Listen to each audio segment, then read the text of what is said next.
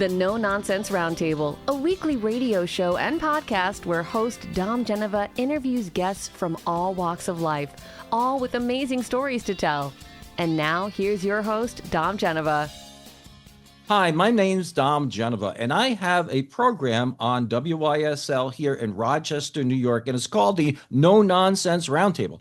Now, the No Nonsense Roundtable is a show about people that you know that you want to know more about and people that you don't know that you should know.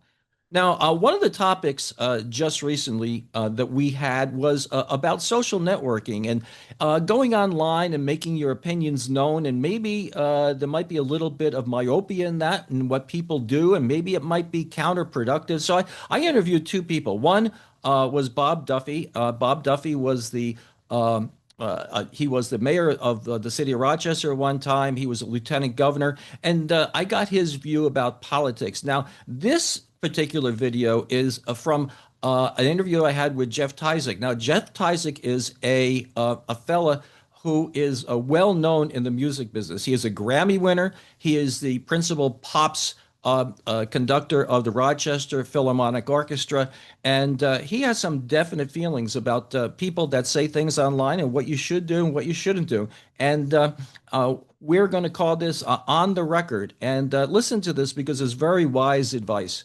And after seeing the YouTube, please, if you like it, like and share. That helps me out a bit. So thanks.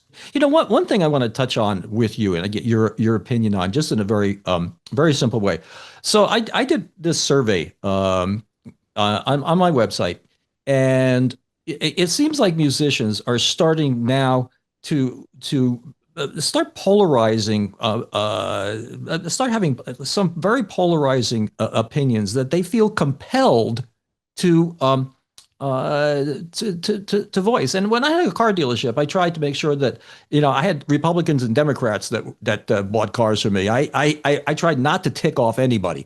I had a dealer I called on in North Carolina that had a Chrysler Plymouth dealership, and he ran for mayor. And he lost half of his customers, and he lost the election too. So I think that's something that they just weren't as vocal as they were years ago. I mean, they're more vocal than they were years ago. Maybe it's because of the internet; it's easier to do. But what's your opinion about that? Well, first of all, I don't agree with your last statement because I like you and I grew up during Vietnam, and musicians were really vocal during that time period, as you remember. And if you look at our country, and I read this book a while ago by David McCullough. It's John Adams, and it's about John Adams, but it's mainly about America and the beginnings of America. And actually, what he says in the book about how there's been this polarization from the beginning, and now if you watch the Ken Burns Revolutionary War, you see that. So there is all this stuff going on, and as artists, that affects how we think, sometimes what we write, what we say, what we do. But I can't speak to social media, but I have a rule in my concerts. Okay. When you come and we're gonna perform music for people, the music is the message. That's how we express ourselves and our emotions through the music. I do not allow either political or religious speeches coming from the stage. God bless you. Yeah. Just because you have a microphone doesn't make you any more important than anyone around you. You're just louder because you have a microphone in that instance. Yeah.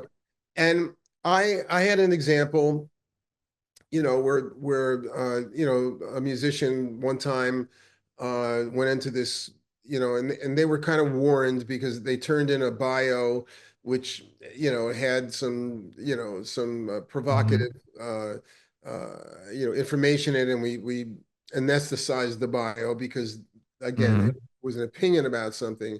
And then they came out on stage, and in the middle of their performance went into this 2 or 3 minute monologue about the forbidden subjects, their politics or religion. And that's the last time we ever worked together. It's never going to happen because I don't believe in it. I think there are ways to send messages. And I ran up against that myself this summer. Every summer I do a 4th of July concert in Vail, Colorado. And it's really an incredible statement, this music, all this patriotic music, but some people say, well, why are you doing patriotic music? And then I bring out on stage a wounded warrior to narrate this incredible piece called Gardens of Stone, which is based on 4 presidential speeches. One of them is Abraham Lincoln, one is Ronald Reagan, and one is Eisenhower, and one is John F. Kennedy. And it's all about Gardens of Stone, which is about Arlington and Gettysburg and Normandy. It's an incredibly important piece. The piece says everything we need to know.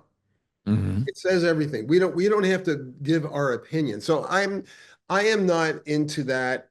I don't believe that a concert hall is the place for that. And I think people come for what is advertised. They come to hear some great music and to be moved by it. And I think that's the end of the story. The music tells the story.